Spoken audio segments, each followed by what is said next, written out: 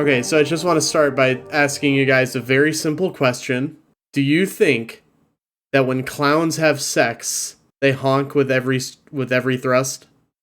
Yes. Okay. No. That's all I need to know. I will also posit further that female clowns' breasts have squeak toys. You know what? Posit Fair. that clowns don't have sex. Do you think they reproduce asexually? One just kind of buds off? They split off by like mitosis. Gotcha. They reproduce by budding. What about what about mimes? We don't talk about mimes. I bet you mime sex is fucking freaky. Wild ass jungle sex, no noise. Exactly. Anyway. You know what? Mimes don't get enough goddamn respect. Mimes have been one of those things where it's like, haha, we don't have it in most parts of the world. We'll make fun of it. Now, it's impressive. It's impressive. Fair work you got to do. It's like we don't make fun of the buskers who are on the street fucking playing the things. They're just making that paper. I do make fun of Zionist Elmo, though. What? You guys don't know about Zionist Elmo? No. He's okay. So I'm portraying this completely secondhand because I heard it on last podcast on the left. But there's a busker who goes on crazy Zionist rants and other just insane ramblings.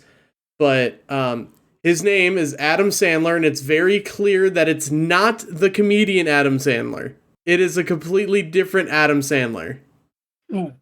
Okay. But I guess one time he was busking in New York dressed as Elmo, and he would go on these wild Zionist rants. And then I guess recently he showed up somewhere in Southern California dressed as Cookie Monster doing almost the same shtick. Oh. Okay. Yeah. That's a thing, I guess. Yeah. So, again, that's just what I heard on last podcast, not anything that I took the time to look up. I don't have words. I don't have fucking words. So yeah, that's one busker I would make fun of because it's deserved. No, I think the reason mimes catch so much shit is because it's very hard to do it well. That's true. Ah, damn it. This is bacon on it. I shouldn't have asked for it. Damn it. What are you eating? Wow. The timing on that. The fucking timing on that. Wait, you said you're eating a burger? Yeah, I got a burger from Jack in the Box. I got a bunch of stuff from the Jack in the Box, and I ordered I was talking more specifically the mention of bacon right after talking about Jewish-related things, but okay. I mean, they're not the only ones. A lot of religions don't like them. I know, but it was more just the the absolute timing of it was great. Yeah, no, I don't. It's the ultimate cheeseburger I got, and I forgot that they have bacon on it. And it's not that I don't like bacon; I just don't like Jack in the Box's bacon. Fair enough.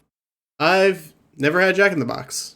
No, back to mimes. I think mimes catch some. Okay. I'm just looking up where the closest Jack in the Box is. Probably a long way. If you don't, Jack in the Box on every corner, it's probably a long way away. The closest Jack in the Box to me is in Indianapolis, a whole state over. Yeah, they're not around us. Anyway, mimes. With mimes, I think they catch so much shit because it's very hard to do it well and not look like an idiot. And a lot of people that try to do it just end up looking like an idiot. True. And like I said, it's very definitely focused. It's definitely impressive. But yeah, it's very French focused, and you know how America is with the French. We don't talk about the French. I don't know why. They're fucking cool. I know, they're actually history's badasses, but there's a reason the French don't go to war. Is because when they do it better and harder than everyone else. Right. It's just the one time they surrendered, and then suddenly that became the stereotype. The one time they're like, yeah, we'd rather not just throw our men at fucking this impenetrable wall, and suddenly. Suddenly got a reputation for being a bunch of pansies. But no, the French kind of fucked up Europe for a bit. Little bit. So before we Well- started recording, we were talking about Hideo Kojima being kept in a basement by Konami. Hideo Kojima in the hole. No, nobody. I thought there was more to that. I was going off the old song 30 Days in the Hole. See, and that a sounded song? close enough that I was like, Yeah, that's an old song. From like when? I'm assuming you're like the rest. I'm assuming you're like the rest of us in this 70s? group. When you say old, you actually mean legitimately old, and not old in the young person way of like that was from 10 years ago. Like, no, Yeah. When you say old, I assume you mean like 60s, 70s, maybe even 80s. Hang It on, I'm sounds looking like it up. I'll put it this way: it's by Humble Pie. If that gives you any- 1972 says Yeah, the internet. 72. There we go. I was gonna say it sounds like an old ass song. It has that kind of old song name. Mm-hmm. You'd Old probably song, recognize it if you listen to it. Most people know it if they don't know the name. Oh, you know what? I think I have heard this. And It's for been used in a lot of stuff. and for copyright reasons, I can't play the audio on the podcast. Right. Can't you? How old is it? Not old enough. Not old enough for copyright to have lapsed to where Yeah, to the it point is where it's not in the public domain. Yeah. But- Say, Yeah, okay. Oh, it's in Grand Theft Auto 5. Okay. Yeah. So I definitely heard it. Yeah, no, it's a pretty well-known song. Mm. No, I was raised on 70s and 80s shit, so... The 70s and 80s stuff that I was raised on was, like, we got Zeppelin, we got Sabbath. Yeah, we got all the hair metal of the 80s.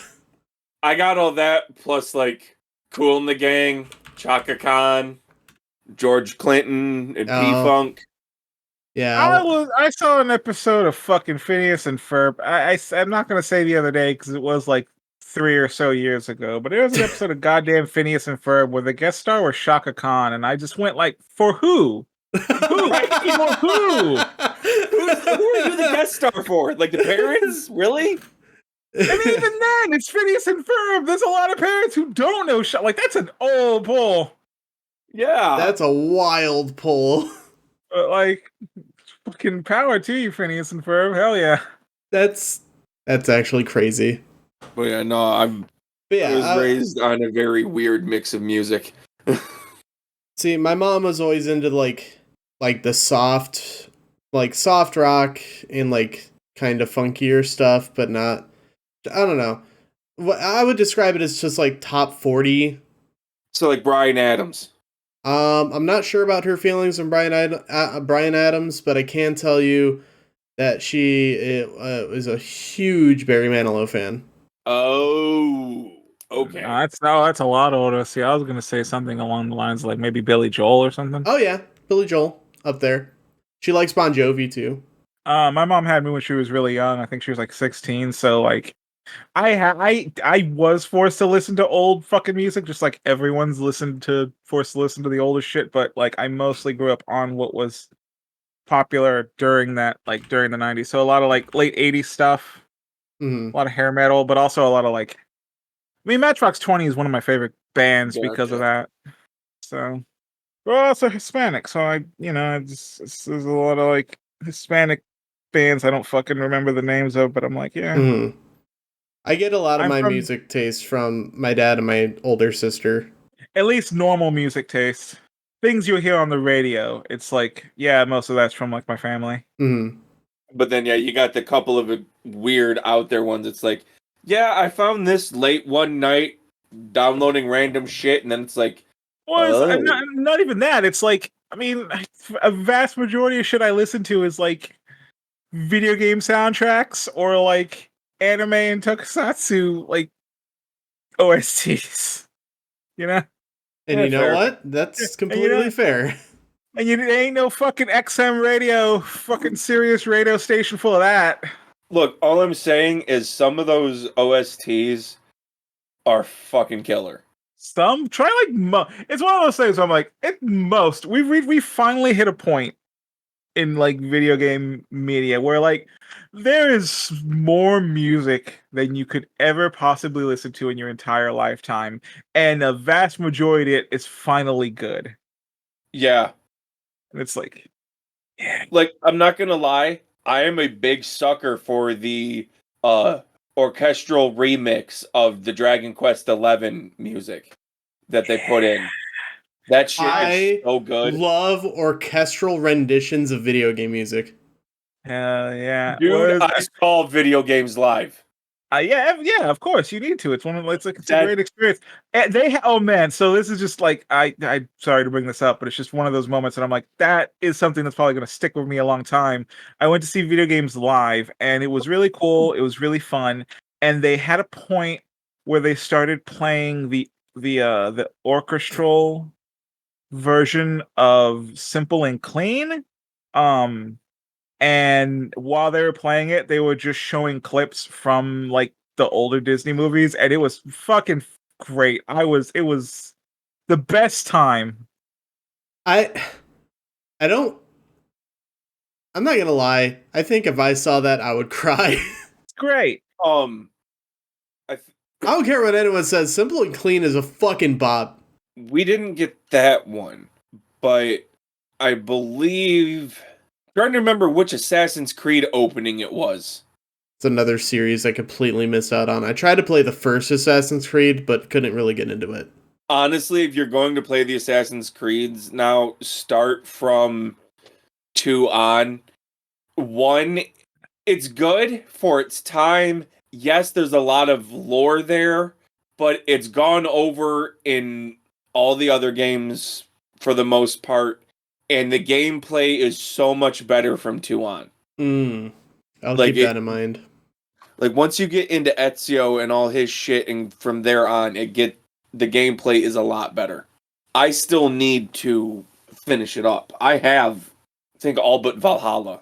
Assassin's Creed is one of those series in the long list of series where it's like each iteration, at least for the most part, kind of improves upon what the past Yeah, did, to the point where you can't go back and play the original. It's like Persona.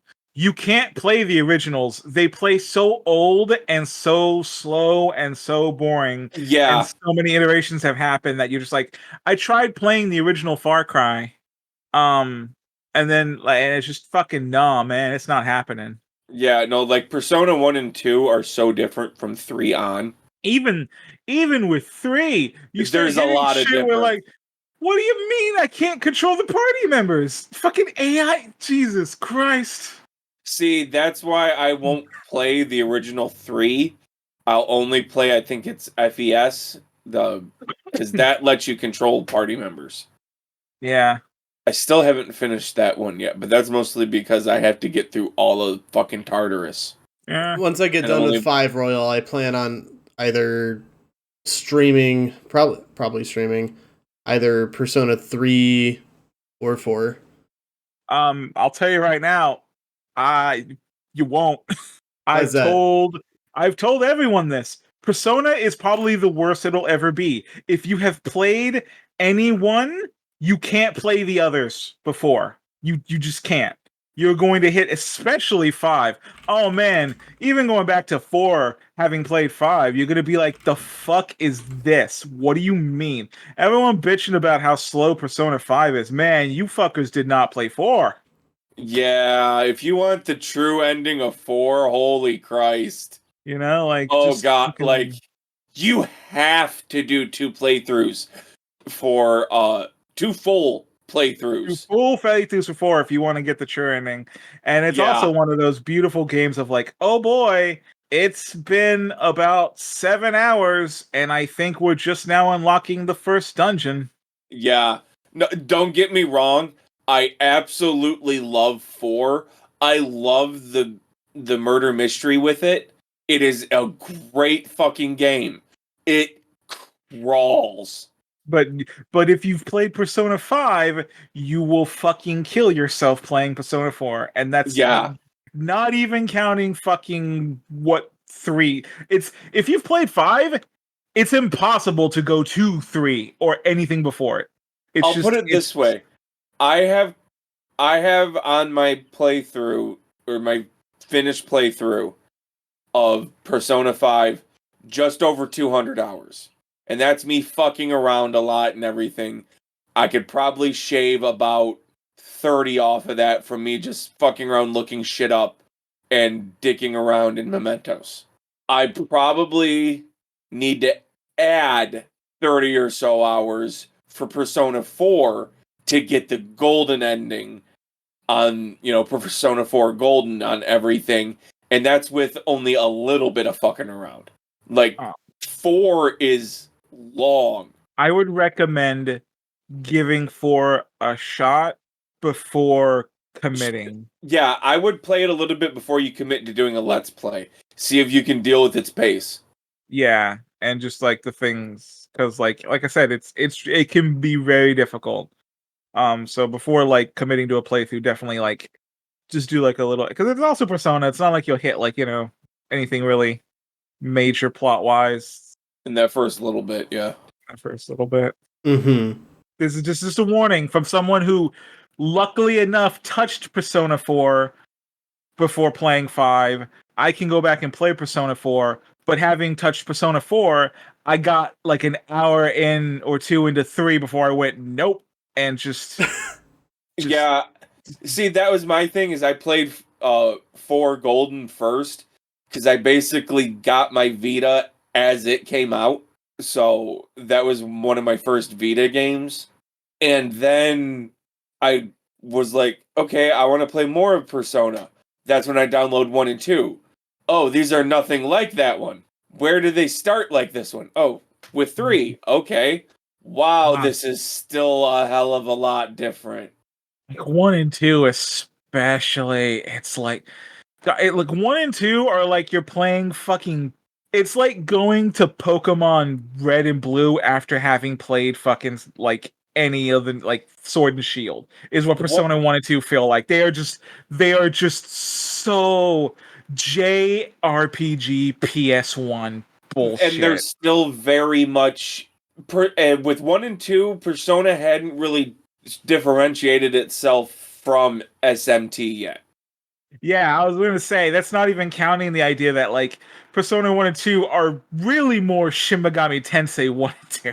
Yeah, they're like Persona 1 and 2 are spin-offs of Shin Megami Tensei, and we really want to get technical. 2 is technically 2 games. That sounds like a lot of. That sounds really annoying. Yeah, the early Persona and a lot of any of the SMT related spin-offs get really convoluted. Yeah. You know It's what like- you should do? I would recommend Persona 4 because you can, and if you can handle it, Persona 3. But if you feel like if you play like either of those two for a little bit and you're like, I'm not sure about this, just grab Digital Devil Saga and start playing that. Yeah. It's enough of a side transfer and different enough from Persona 5 that it won't be like it'll feel different enough that you won't get the same exhaustion, but it also gives you exactly what you want from like a Persona. Hell, it probably gives you more because they go straight into, yeah, hey, guess what? The world's just fucked. The world's a fuck. You said that's Digital Devil Saga? Yeah. Digital Devil Saga got a HD release. Yeah, I got redone. And it has Dante from Devil May Cry in it. I wonder if they'll ever redo Nocturne. Fucking, that would be great. Yeah, it would be, because I never got a chance to play that one, and I don't feel like shelling out the cash to find a working PS2 and a good copy of Nocturne. If your PC's good enough, you should be. I don't feel like Nocturne's too crazy. Now, legally, we can't condone emulating. I fucking don't. No one fucking. We are not. No one. We're not. No one's good at. No one's gonna give a fuck about us. We doing. When we start getting like, if we have like a sponsor, then I'll start watching it. But until then, fuck it. Like, who's gonna tattle on us? You're right. You're right. Fucking. I just downloaded I just was like, I started watching a YouTube video where this wonderful young lady decided she's gonna go through and give like a short. I say short. Each one like it's like an hour-long video where she goes through all of the Jurassic Park arcade games, and I'm like, I'm gonna download an arcade player and just that's a good idea. We could do that. We're at that level of technology right now. I can play arcade games. Yeah, I spent quite a few hours setting up RetroArch with a bunch of different emulators and setting up like a Ramen ISO library. Yeah. And oh man, RetroArch is the coolest. Like it's I so remember, cool. like I have like 50 emulators in my goddamn like a folder, and then I realized, oh man, I could just all put it on RetroArch. You could just use RetroArch. I think there's like 2 emulators now that I have like specific uses for when it's because it's like there's an N64 one I want because it's really good with mods, and I've got like a fucking great like I'm running like a really cool modded Ocarina of Time right now. But other than Nice. that, it's like no, it's just RetroArch. Fucking load it up and hell yeah. My library needs a little bit of organization though. For some reason, my Sonic Heroes for GameCube shows up under both the GameCube and the Nintendo Wii. Oh, it's probably because it's Dolphin. Just realized. Dolphin. Probably Yeah. just Dolphin emulator being like, these games aren't the same. Yeah, because it's like the Wii U, you could play Oh yeah, the Wii was backwards compatible. with some stuff, so it's like maybe it's just like, yeah, Huh. you can play this. Yeah, I didn't think about that. Now I feel dumb. Now I feel silly. No, you're not silly for not realizing it's backwards compatible when that hasn't been a thing for almost 2 decades now.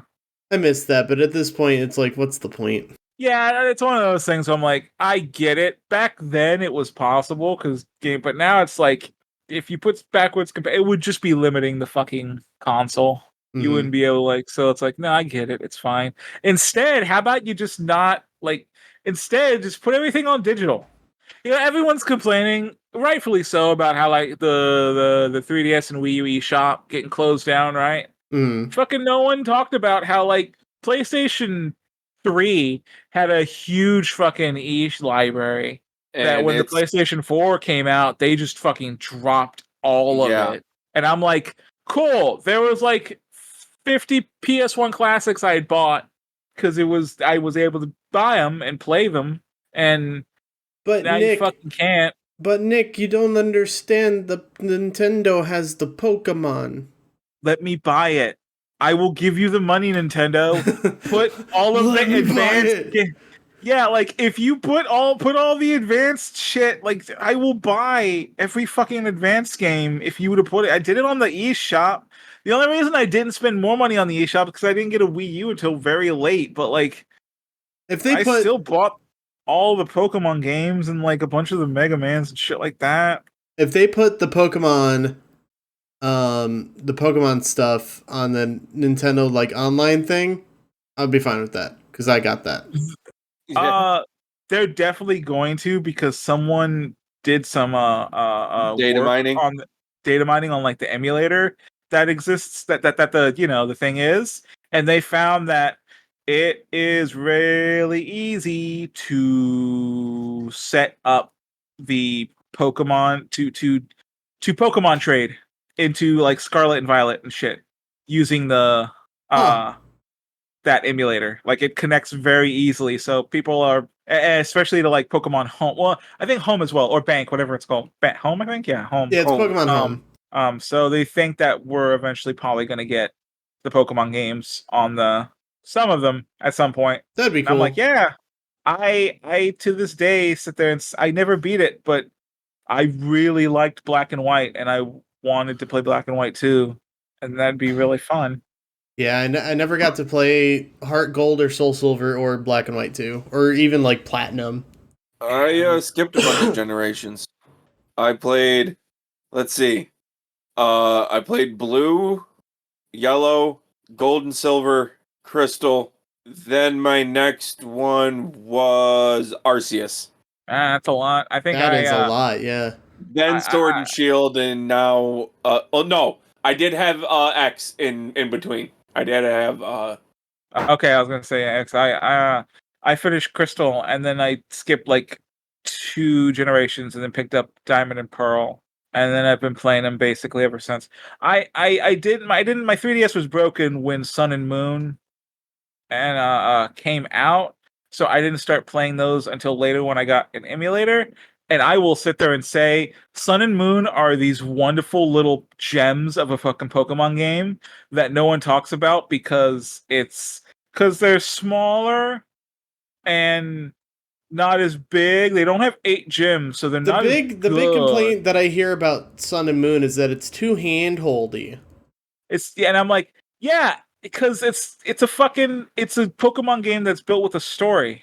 Like it's got an actual story, Yeah. with characters and dialogue and like cutscenes that happen. And it's like, yeah, Like not the like bare bones one most of the rest have. no, there's like dialogue and shit. I thought And X and Y had a pretty good story. it does. Black and White It- too, it- actually. No, not X and Y. Black and White. X and Y, I think is X and Y. No, I can sit there and firmly say X and Y. They're not the I best. guess it's a story, but it's a very to put it in anime terms, it's slice of life. So like, if you just like characters sitting around doing shit, I can understand it. Mm-hmm. I was not completely sold on like most of your friend cast in X and Y, but I can see that. Black and White definitely has a really good story, but it only really picks up in the last half of the game. Yeah. But Sun and Moon, it's like right off the bat, I'm like, whoa, cutscenes and characters, and I actually kind of like them in there. Okay, And I have a question with X and Y. I only ever played X, so maybe it's explained in Y. Or maybe I just missed it and don't remember. How the fuck was the dude that old? How was he still living? Because fairy. like the fairy type Pokemon blessed him with long life. Yep. Okay. I must just have fucking forgot or missed. No, it's okay because that entire thing of the story is comes out of fucking nowhere. Yeah, it's kind of just sort of like, oh, by the way, also this, and it's like, oh, all right. It's like the explanation of Lysander's plans is like, I want to use this giant super weapon that was created, and then you sit there and go, wait, what? Like, what? Yeah, because isn't X super the weapon? one that isn't X and Y where Fairy was introduced? Yes. Yes. That's what I thought.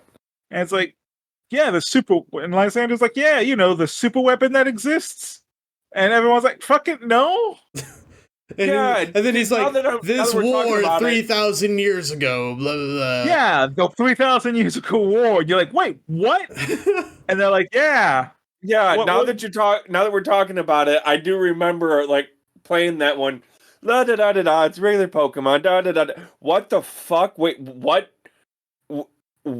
Okay, I know Team Rocket and their equivalents are supposed to be quote unquote terrorists, but dude, you're taking that a bit seriously. And then AZ comes in and says like, oh, by the way, I was in that war 3,000 years ago because my fairy Pokemon blessed me. Wait, what? It's like, oh, okay. Like, oh, he was the king. He's like, yeah, that was the king 3,000 years ago. And I'm not gonna say it, but the implication is like, once you delve into like all that bullshit, it's like, oh, I'm not gonna say it, but the implication is like Pokemon was like him and the Pokemon were probably together.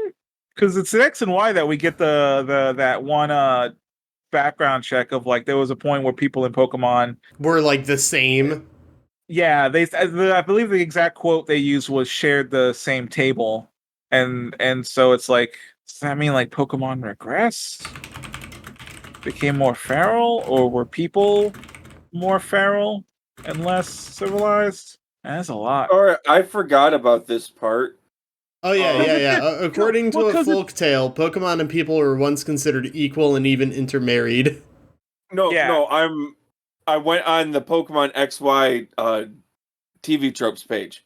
Because, yeah, we're going to delve into this. Oh, boy. And I'm on the Nightmare Fuel section. It's only Nightmare Fuel for fucking weirdos who like... Yeah. Or for people not necessarily, because this is how we start out. In-game, Team Flare are Nightmare Fuel combined with Paranoia Fuel. First of all, is that their end goals basically amount to mass murder in either their goal for immortality or killing off everybody not them. Former for X, latter for Y. And that they're able to listen in on all Holocasters. And then you have all the Nazi parallels. And all of a sudden, the name Holocaster has a lot more uncomfortability. Okay, it's one of those things where it's like, that is like, okay, that... You can... It turns out the Nazis did a lot of stuff, and you can draw parallels between them and a lot of things, especially when it's an evil organization. Yeah, fair. They also, it's like, you name me a single fucking Pokemon evil organization that hasn't resulted in mass murder of some kind. Fucking goddamn Sapphire and whatever the other one was. Fucking Ruby and Sapphire. Ruby and Sapphire, one wanted to get rid of all water, and the other one wanted to get rid of all land. Like, at least with Team Rocket, they're like a criminal organization. You know where they fucking stand. Oh, also, what the fuck was with the weird ass ghost girl? It was just a ghost. It was a little spooky thing they had in the game. Maybe I can sit there and say I can understand it just being a little spooky thing. Pokemon likes doing that. They but it could also totally be a total mistranslation thing, something that was supposed to have said and didn't. More than likely, it's just a result of not of cut content. More than likely. Yeah. I mean, yeah, because like she just says you're not the one, and then you go up to the next floor. Like, And it's like it could be something spooky. More than likely, it's part of something bigger that they just cut. In Omega Ruby and Alpha Sapphire, one of the Hex Maniacs says that to you after you defeat her as well. She just says you're not the one. That's definitely, I think, just probably a reference to. Yeah, fun Easter egg. gotcha. Because Omega Ruby and Alpha Sapphire came like right after X and Y. Yeah. Which I thought the updated, like, I think Omega Ruby and Alpha Sapphire the better versions for sure.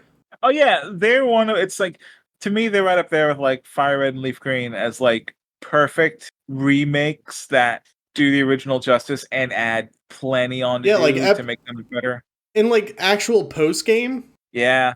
With we hadn't really episode Deoxys. Say something we hadn't really gotten since like fucking Gold and Silver was like a real ass proper post game that they did in Alpha Sapphire, and that entire story with like the Deoxys girl. Mm-hmm. I would Gold and Silver is weird because I wouldn't consider that like it is post game, but like it's just you go through Kanto region. Yeah, but it's like, to me, it's like I give that slack because that's a lot. True. It's the entire old Pokemon game that they fit onto it, and it's like that's dope. And it's also until like Sun and Moon came along and went like, here's Red and Blue as like 20-year-old dilfs. It's the first time you got to sit there and straight up be like, hey, that you know who you were in Red and Blue? You remember Red and Blue? And how you went and became the Pokemon Master? Yeah, now you get to fight yourself. Like, here's Red. Beat him. Right.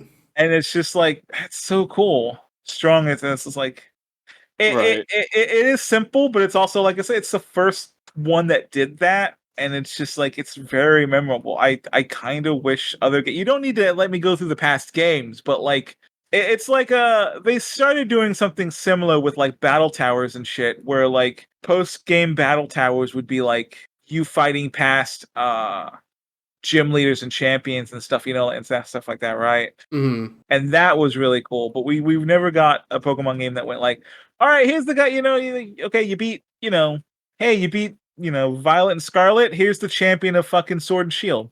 Oh, that would be sick, actually. Yeah. See, yeah. So it's like, like Sun and Moon had old Red and Blue, and like that was cool. But it's also like, I mean, we've done Red and Blue. Pull out like Silver and Gold, or fucking some of the old. Let me fight Silver. God, I love Pokemon, y'all. When it's good, it's good. And when it's bad, it's still really, kind of okay. Really? So it's like pizza. Yeah. Yeah. It's hard to fuck up a Pokemon game. I mean, look at Scarlet and Violet. They fucked that game up real bad, and it's still like sold like gangbusters. Yeah, and also like their fuck ups aren't so much. It's not so much of like a narrative fuck up. It's more of like just like a technological fuck up. Yeah, it's it's more on the tech side. I actually like having the 3 different stories to do. Yeah, that was actually pretty fun. It's I keep telling people this where I'm like, I mean, it's a fun game. It's kind of Pokemon-esque Pokemon, right? Like being able to choose the 3 stories is a fun diversion, but at the end of the day, you're still going around and just fighting Pokemon. Mm. But that post game, which I don't even know if you can call it post game because it feels like the ending of that game is probably the most fun I've had in a goddamn Pokemon game. I still have not beaten Scarlet and Violet yet. I'm at the Elite Four and thoroughly got my ass handed to me by the third in the Elite Four. Are you, Nick, are you talking once you get down into the crater? Yeah, Area Zero. Yeah, no, running through Area Zero is actually a lot of fucking fun. Yeah, you And if the DLC is going to be more like that, I'm going to be really happy. I sit there and say it's definitely hurry and beat it just to go through that. It's one of the most fun things. It's just to me it's all like it's not even like what you're doing. It's just people talk to you when you're doing it. You know, you're Yeah, having conversations and stuff like that. And also, you actually have Penny, Arvin, and Penny, Arvin, I can never remember how to Namor, pronounce her name correctly. Nimona. Nimona, and like they're all chatting away, and you find out more about them as you have like little conversations as you go into this thing. And it's also got probably the best fucking Pokemon boss.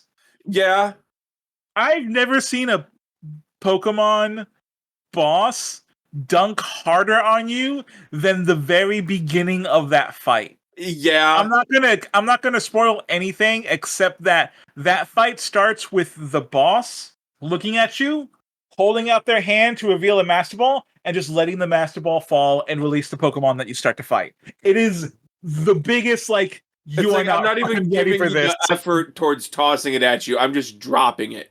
And it's a Master Ball, so you know, like, oh, I'm about to fight some bullshit. Right? No, it's great. Like, Man, I have enough time fighting bullshit in that game because every fucking Pokemon has like one move that just instant KOs you and is somehow super effective against any Pokemon type you throw out. Have you, Nick? Have you gotten the what are they called? The four legendaries?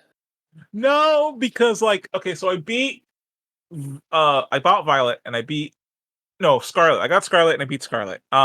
Because Miraidon just looks cooler. And I got to the end and I beat that, and I started doing the 6-star raids. And the way to do raids is to get one of the Pokemon that's only available in Violet. And despite joining like 5 different trading discords and knowing people who play Violet, no one could get me the fucking Pokemon I needed. No, I'm talking the ones you have to find the pokes in the ground. I know, but so I bought Violet and I'm right, and so rather than doing any of that, well, first of all, I breeded and got perfect IVs on the Pokemon I was going to use in Violet and transferred them over from Scarlet to Violet. And now you have fun with that bullshit. That's where I stop having fun. Well, I mean, it was fun in Sword and Shield. It's a lot less fun now because I mean it's easier to do, but it's also like little things. Anyway, I also just bought a perfect IV shiny Ditto off of like eBay or whatever, and got it to make that easy. So I'm not going to sit there and say like it took a long time because I kind of sped up that process using real money. Yeah, see, I just play them to play them. I do not give a shit about any of that. I like doing it because what I'll do is I'll buy one game and play it normally and not give a fuck. And then once I've beaten that, I'll start doing EV and IV training to then play the other game eventually. So it's what I did with Sword and Shield, and so it's what I do here. Yeah, but see, to me, that just is so goddamn tedious for what amounts to, like, to me, a minor stat change. I will say this. Depending on the Pokemon, it's not. Let's be honest. Pokemon has a real fucking balance problem. It's the reason they have to make the game so easy, because if you put the slightest bit of difficulty in a Pokemon game, like 50% of the Pokemon become completely unusable. They don't have the stats or abilities or moves to back up against the other 50% of the Pokemon and just get torn. So that's why that's why I do it, because I'm an idiot and half the Pokemon I like are okay and the other half of the Pokemon I like bug type Pokemon. Like bug type to this day are still designed as you catch them early on to help you, and you're supposed to let them go away around the 30 level to get better Pokemon. That's how they're designed. But fuck you, I like Butterfree.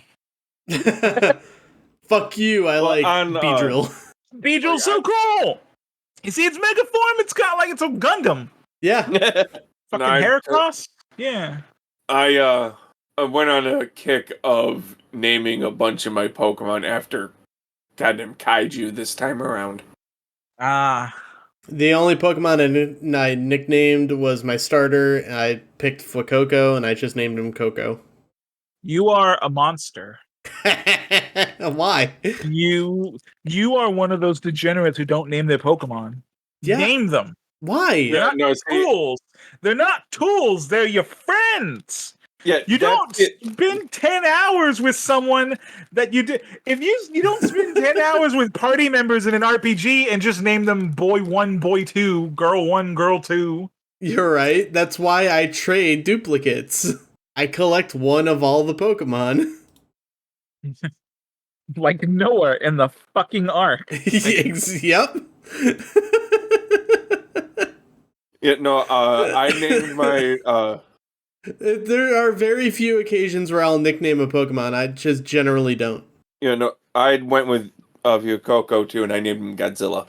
Nice. Yeah. And that's when I found out about fucking Baxcalibur and how he's literally made after Godzilla. Literally, when I he's because like I said, I'm playing Violet right now, and when I got I trained up a Excalibur and I named him Gojira. Hell yeah, man! It's literally Godzilla. Yeah, and then I think it's Hydreigon, the 3-headed. Yeah. Yeah. Named that one Ghidorah. Yep, that makes sense. The plant version of Tentacruel that's new to this this gen. Named that one Biollante. Is Venomoth in this game? Yeah, there's a Venomoth. But so there's actually one that's straight up based off of Mothra in this one too. I was gonna say either that or the Ice Moth. I'd say Venomoth because it's got more colors because the Ice Moth. No. There's one that is specifically. Let me look it up. Oh, there's like a specific one. Yeah, like when you see it, you'll be okay. Yeah, no, that's Mothra. Volcarona. Oh yeah, Volcarona. Oh yeah, Volcarona. Yeah, but Volcarona is like a legendary, isn't it? No, I mean not. No. Not like not a legendary, a pseudo legendary. It's one of those like along the lines of like a due to its the amount of its stats. Yeah. Yeah, it was like one of those along the lines of like it's not a legendary, but it's along the lines of like God, what's that one that's based on like Susanoo that's like a fire and what? Like yeah, it's really strong and typically will be banned by Smogon. But then we also have the Slitherwing, the Paradox one. Oh yes, yeah, you're right. So yeah, like those are straight up Mothra. Yeah, you could do it. Man, I don't even know about any of the Paradox Pokemon, man. They're just Pokemon from either the past or the future, depending on which game you're playing. Yeah. So I'm playing Violet, so that's all future. Violet, it will be from the future. So basically, yeah, if you're playing Scarlet, they're all Pokemon. They're all cave Pokemon. So imagine the Pokemon as like a caveman. Imagine the Pokemon as that one episode of SpongeBob, like that level of caveman. Right.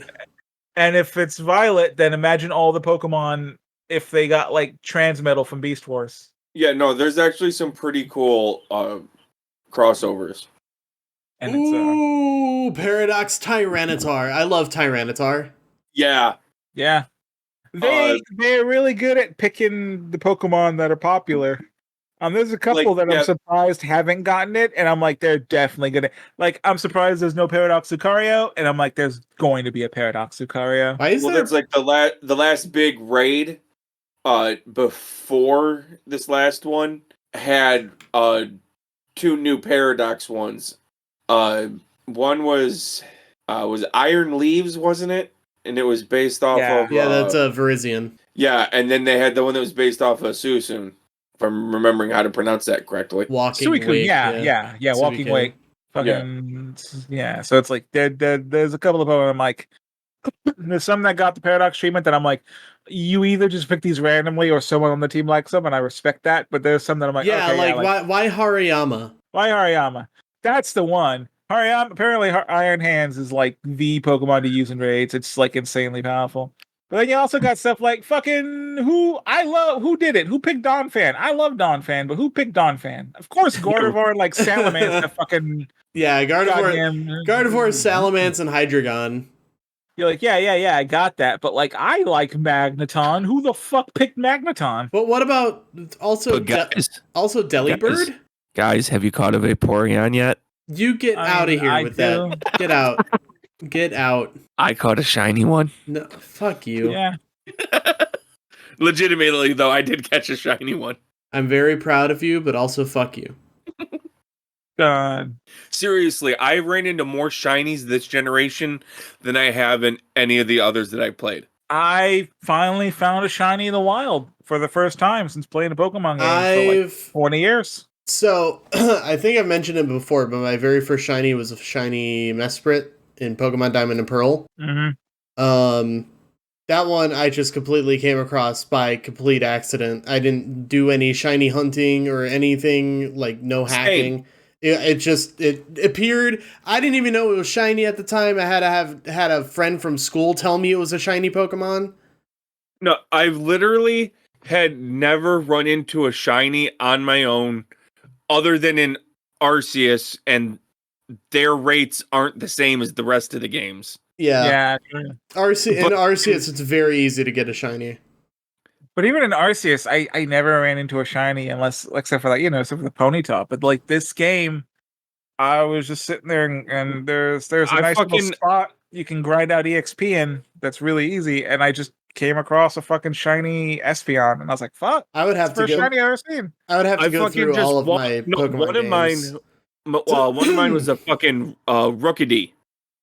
Oh, nice. So nice. Like, literally beginning of the game, I walk out of the opening town and like, wait a minute, you're supposed to be that kind of dark bluish black. Why are Yeah, I guess so. seriously just run into one? And then I ran into and caught shiny Sudowoodo and the Vaporeon. Nice. I would have to go through all of my Pokemon games to find all of my shinies, because I have quite a collection. One of my prized shinies is a shiny Gengar, which doesn't seem too exciting, because shiny Gengar is just kind of a lighter purple. But yeah, see, those are the ones that piss me off. But when he mega evolves, doesn't he become like pink? No, he's white. Like white. Yeah, bright white. Shiny Mega Gengar fucking rules ass. But yeah, there's I'm posting a picture of it in Discord. There's the shiny Mega Gengar. But that's one of my prized shinies, because Mega Gengar just rules. But yeah, I don't like the shinies that are just a lighter color. Yeah. So yeah, this is the one I have now, because I do have them fully evolved now. Arceus the Corviknight. The greatest concept for shiny Pokemon that I've seen since shiny Pokemon, and it's that the shiny versions of the Legend Arceus starters just look like they're non Arceus versions. Oh yeah, it's just like their regular like Sinnoh or like colors. And that is the best fucking idea like I've ever fucking heard. It's like, it's so simple, but yeah. Of course. Yeah, of course. And you need to go back and retroactively fix all the other shiny Pokemon. All shiny Pokemon that have like regional variants, their shiny versions should just look like the regional variant. I don't know about that, because then you also have to change their typing and everything. No, it's just shiny. It's just color. Just coloring. Yeah. But then you run into an issue where like shiny Vulpix would be just the Alolan Vulpix. Okay. Let me look at shiny Vulpix, and if it's fucking bad, it's not the worst shiny, but it's not the best shiny. No, yeah. See, the problem is that only works on like the games where the shiny versions look good, and it's Pokemon. 90% of shinies look like shit. All the ones that look like electric green. Yeah, fucking pea soup green. I fucking like Scyther is my favorite Pokemon, and Scizor is okay because it becomes green, like Scyther, and I'm like, Yeah, okay, shiny- but Scyther's Shiny is fucking Scyther just is... like a light blue, and I'm like, that sucks. Yeah. There's also, like, shiny Poliwhirl and stuff that are just awful green. No, shiny... yeah, at least no, it's not... Okay, so, like, Poliwag and Poliwhirl are just a light blue, but then you get Poliwrath that gets just, like, this gross green. I hate it. Yeah. See, like Cleaver gets a cool shiny. It also does green to make it look like a Scyther. And I'm like, yeah. Why does Scyther get shit? You know, it's like one of those things where everyone likes shiny because everyone knows of like, well, like shiny Charizard or like shiny Deoxys, where it's like fucking dope. Wait, I don't think I've ever seen shiny Deoxys. I'm looking it up. It's just black too. It's got the black thing too, and it's great. Yeah, like there's some that like look fucking awesome, but Not then Deoxys. I'm sorry, shiny Rayquaza. That's the one I'm thinking of. Oh, yeah, But shiny then- Rayquaza fucking rules. You but know, then and you it's you find out that some of them it's like, oh, instead of being like eggshell white, it's ivory. yeah. That's not that big a fucking difference. Just not. And then you imagine Patrick Bateman pulling out a shiny Pokemon card, and it's just like, you like that? It's bone. Right, Oh. exactly. Yeah, like shiny Charizard's cool, and you forget that shiny Venusaur is just a fucking different shade of green. And shiny Right. Blastoise is the worst coloring scheme you've ever seen in a fucking Pokemon game. See, that's like with shiny Vaporeon, it's got that kind of pinky purple going on. The shiny Sudowoodo looks like, cherry blossoms. Like Yeah. there's a major difference. I'm just gonna look up worst shiny Pokemon. And then there's shiny Fairyon that's just a lighter shade of its colors. Right. Oh, who put shiny Ampharos in the list of worst shinies? Let me see. No, that's cool. It's a nice little pink color. I get it. Yeah. That looks cool. At least it's different enough. Like, the worst shinies are the ones that they just up or down saturation, which is like a lot of them. Yeah, Right. I'm looking at shiny Regice right now. That's literally just they took the saturation meter and pushed it to the right a little bit. Right. Yeah. Like, what the fuck? See, like, the Reggies should have been like shinies, make them like give them the color of other Reggies, you know? That's how you fucking do shiny Reggies. Someone did a mock-up of a shiny Regice where it's like all black. That would have been cool. Yeah. I mean, it's ice. Black would have been cool. I see one here where they made it just white with little blue as the eyes. And I'm like, fuck yeah, because it's like ice. Mm-hmm. Do something with it. Let's do it. Shiny Onyx. Throwback. What did they do to you? He's Look up also shiny got- Blastoise. Yeah, It looks bad. I did. It's pretty fucking bad. Okay, see, shiny Onyx sucks, but shiny fucking Steelix. Can we talk about shiny Moltres for a minute? Shiny Steelix is gold. Yeah. That's pretty dope. I don't know how the flame should have been a different color. Yeah. It should have been like I forget what the region in Sword and Shield is. But yeah, like they added like it's black with like pink flame. Galarian. Cool. Yeah, Galarian. it should have been. It should have looked like Galarian Moltres. Or just like Fair enough. because I like the pink on the Moltres, but like with the red fire, it still looks like it doesn't look like you changed all that much. I'm like, change up the fire a little bit. Could have made it like blue or something. Fair enough. Man, now I want to do a Nuzlocke. It's one of those things where it's like I like Nuzlocks, but I find them much more fun when it's like I need to have some kind of randomizer on this thing, you know? Right. Because otherwise, most Nuzlocke teams will end up looking kind of the same, you know? Mm-hmm. Oh, look, the early bird type Pokemon that you can catch in the game that you're more than likely going to get.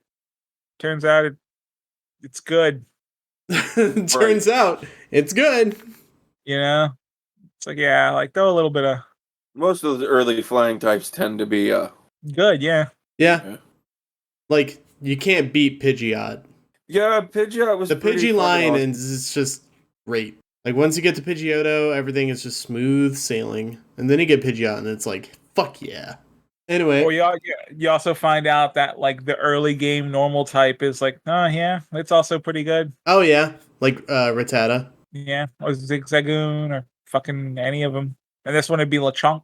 Can I just put out Lechonk is my tank in Violet right now. I have its evolved form Oinkologne, and it just tanks all my hits when I need to revive a Pokemon that's been fainted. It's like, Oinkologne, go, tank some hits for me, buddy.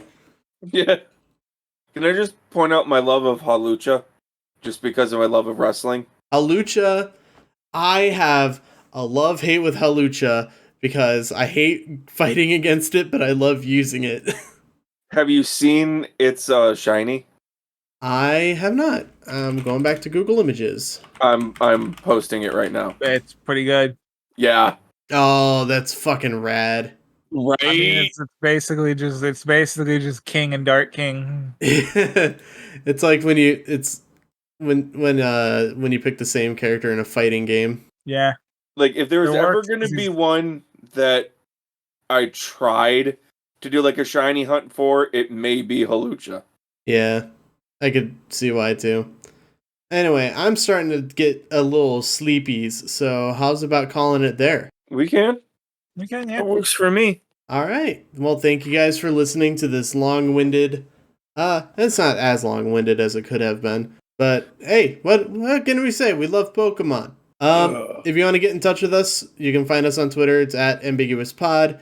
You can like our Facebook page. It's facebook.com/ambiguouspod. You can subscribe to our YouTube channel. It's at youtube.com/@moralambiguity.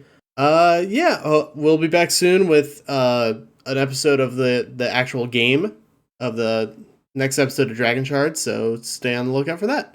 Yeah, we've had some schedule hiccups. Yeah, I started a new job, so it's like just getting used to that. But we should be back to regular pretty shortly. We'll see you guys next time. Bye-bye. Later. Bye.